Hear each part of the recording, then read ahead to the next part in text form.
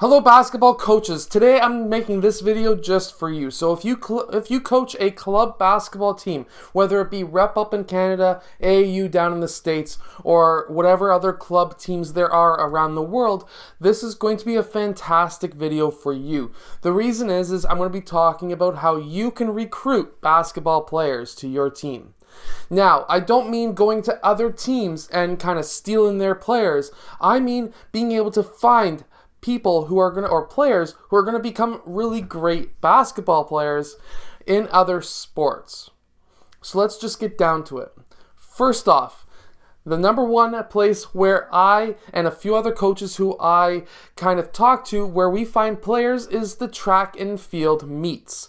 Now the reason for this is, number one, you're going to be finding some of the faster players in your region. So if you're looking to run a very defensive strong team, they're going to be able to run back very quickly on defense, and also they may, if once you're able to teach them how to dribble, if they don't already know how to dribble very well, you're going to be able to find have the ability to have your players faster than your opponent so that they can drive towards the rim.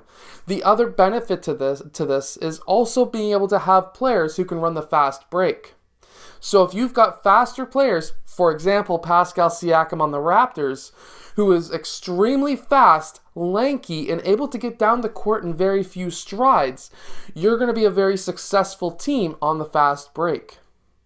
Another sport that we like to look at is soccer. Now, you may be wondering, Alan, you're not a huge fan of soccer. Well, I am when it comes to basketball. And the reason is soccer players are amazing on defense. The reason for this is, in soccer, 90% of their drills are foot speed type drills, so they can control that soccer ball, or if they can go and steal that soccer ball, and also for them to be able to move that soccer ball in coverage. So if they're getting single coverage, double coverage, or even triple coverage in soccer, they're not going to be turning over that soccer ball. I almost said football. I'm not European. But anyways, going from there, they are amazing on defense, and I have seen this firsthand. I had a player who was one of the top soccer players when I was coaching a grade 8 team out in Burlington. And he was not the best shooter. He was an okay ball handler, but he was fast and he could play defense. He ended up not starting on my team. He was one of maybe the 7th or 8th man off the bench. And then going from there, he was able to build his skills, and he was really determined. And that's the other kind of thing that you need to look at in players. For one, are they quick? Do they have good foot speed? That kind of thing. But also, are they determined?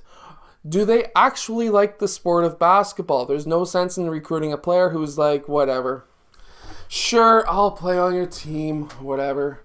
If he's actually determined, he actually has a want to become better in basketball, then you have yourself a player who is going to be really great on defense, maybe really great on the fast break. But if he's willing to learn, you have yourself a player who you can mold into whatever you would like. So that is one of the aspects I look for. You may be one of the top players in the world, but if I cannot have you being coachable, there is no sense of you being on my team. I may pick you, but you need to be a positive on my team and not a negative. But also going back to the soccer idea. This player, he came in as my 7th or 8th man off the bench, and then we built up. He got to a point where near the end of the season, he was hitting 3 or 4 3-point shots in a game. He was able to run a press offense where we got to the point where I could put him in as a guard when I had him partnered with another guard, and that way they could run a press break together, and it was actually very successful. So soccer players is another one where you could look at. So right now we have track and field for the speed and soccer for the foot speed. But what about overall strength? Now, one of the greatest things that I've seen, especially at the high school level, some of the rep teams when I was back in grade 12, and even our team, we were looking for football players, offensive and defensive line players. Now, the reason for this is the bigger guys who are like 6'5" to 6'7" and 300 pounds, those are the guys who you're really looking for to run the post if you're at the high school level near the grade 12 range and you don't have yourself a real center. Because if you're trying to run a competitive team and you're going to be going up against teams who have a very skilled 6'7" guy, 6'10" guy, whatever it may be, and he's very highly skilled, you need to battle and combat him with something, at least something similar to, if not bigger than himself. Even though your football player who you might have just recruited from a football team may not be very highly skilled, he already knows the aspects of being able to defend the low post, because in football they need to be pushing, and in the low post they need to be receiving, but not necessarily pushing, but he will be able to control that player in the low post, and hopefully, if you can teach him correctly to stand straight up instead of having to push all the time, but he's able to, because of football, he's learned to take a hit, then that's going to be a fantastic center if you don't have one already. And if you do have one already and you just need a backup, that's also a fantastic option as well. So now we have track and field, soccer, and football.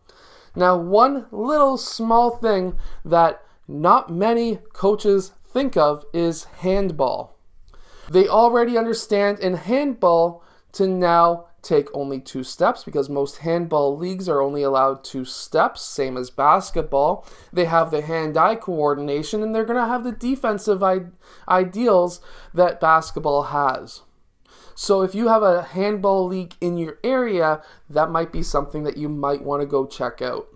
But those are the 4 sports that I would be looking at: track and field, soccer, American-style football, and handball.